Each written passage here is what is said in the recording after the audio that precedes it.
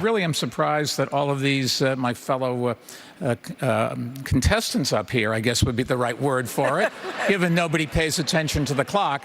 I'm surprised they show up, because I would have thought after I did such a good job in beating them last week that they'd be a little bit afraid to do that. But I think that Donald Trump thinks it would be better if he's president. I do not think so. Vladimir Putin thinks that Donald Trump should be president of the United States, and that's why Russia is helping you get elected, so you'll lose to him. Hey, Mr. Putin, if I'm president of the United States, trust me, you're not going to interfere in any more American elections. I'm hearing my name mentioned a little bit tonight. I wonder why. I have opposed authoritarianism all over the world. What I said is what Barack Obama said in terms of Cuba, that Cuba made progress on education. Yes, I think, really?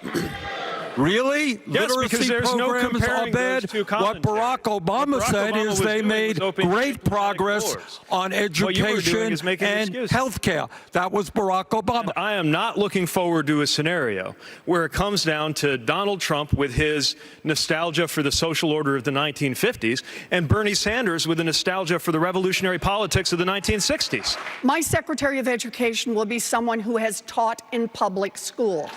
My Secretary of Education will be someone who believes in public education.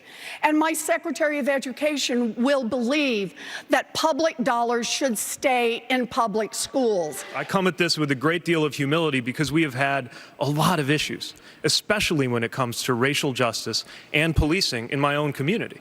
And I come to this with some humility because I'm conscious of the fact that there's 7 white people on this stage talking about racial justice. And I know that if I were black, my success would have been a lot harder to achieve. And I know a lot of black people that if they were white, it would have been a lot easier for them. That's just a fact, and we've got to do something about it than rather just demagogue about it. Let's just go on the record. They talked about 40 Democrats. 21 of those were people that I spent $100 million to help elect. All of the new Democrats that came in, put Nancy Pelosi in charge, and gave the Congress the ability to control this president, I got them. The fact is, here's the deal. I'm not out of time. You spoke over time, and I'm going to talk. Here's the deal. We've got to deal with the institutional racism. Mr. Vice President. Mr. Vice President. I know how you cut me off all the time, but I'm not going to be quiet anymore, okay? Mr. Steyer. Prevent North Korea from launching missiles to take them down, and if we don't, why am I stopping? No one else stops. Okay. Okay, sir. That's my Catholic school training. 150 million people have been killed since 2007 when Bernie voted to exempt the gun manufacturers from liability.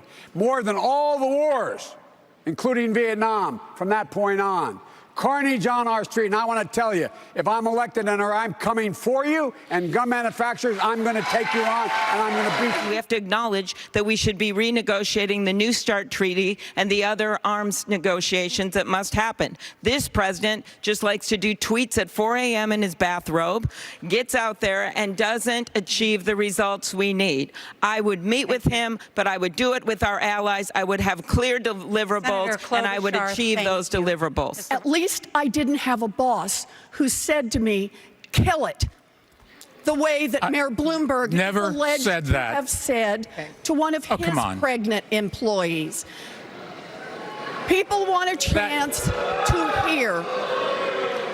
People want a chance to hear from the women who I never said that. Senator Warren, that is a very serious charge that you leveled at the mayor. Yes. You told a woman to get an abortion. What evidence do you have of that?